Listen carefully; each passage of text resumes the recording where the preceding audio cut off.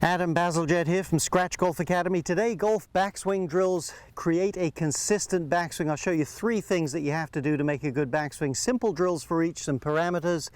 And at the end of the video, we'll talk about a key that will really help you keep it consistent. Okay, so if a backswing's going to be good, it's got to be good. It's got to have reasonably strong positions. Most people's backswing are a lot more repeatable than they think. They're just not a very good backswing. So let's look at point number 1. That's the body motion. Let's have a look on TV. So there's Michelle Wee in her younger years there. David Leadbetter as her coach, my old boss there. Let's put a line on her spine. And basically, when we look at the pivot, it pivots around a pretty stable axis. Does her head move at all? A tiny bit. There's a little bump of weight to the right, but round numbers, that's right around the axis. And when you look on the downline view, again, you'll see she pivots around that axis. Her turn is very perpendicular to her spine angle. So we need to practice the body motion without the club a few minutes a week away from the golf course. Here's what you're going to notice. 2 things. When you look from here, most people are either too bent forward this way, or they tilt and their hips slide and they topple that way. If you're a tilter, keep your bend and try to picture a nice tight turn around your spine like so that this stays compact. If you're the kind of person that's here, what you actually need is more extension or lengthening of this trail side. You just have to practice it till you get the feel. And as we look at it from this angle, if you notice in your golf swing, as I do a little bit in mine, a tendency to get away from the ball, you need more side bend in your backswing. So as you're pivoting, slightly bend towards the golf ball, etc. And what you need to do is find out what the right feel is for you. My tendencies get too much this way, get too far from the ball. I know for me, I have to feel some stretch in my right side and some bend towards the golf ball.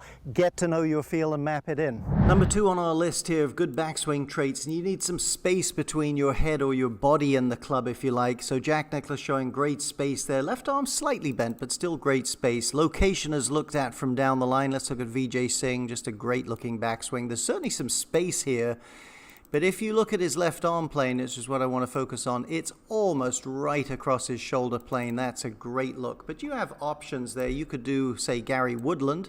His left arm plane is a little bit above his shoulder plane, and maybe on the other side, Lee Westwood, whose left arm plane slightly below it, but they're all in the same general neighborhood. Okay, next thing, hand location. We just looked at that. A great drill. Get your hands up against your shoulder and just push them out. You need to use a mirror a little bit. Again, I'm suggesting some at-home practice. Find that location. Now, just a little thought here.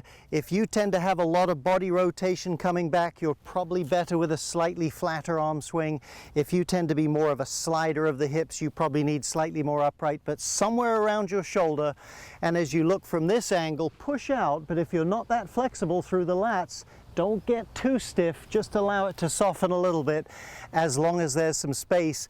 What you want to do then, a little bit of pivots, find that location. I go without a club in my hand till I can start to nail those 2 spots. You have to put a little bit of work in away from the golf ball.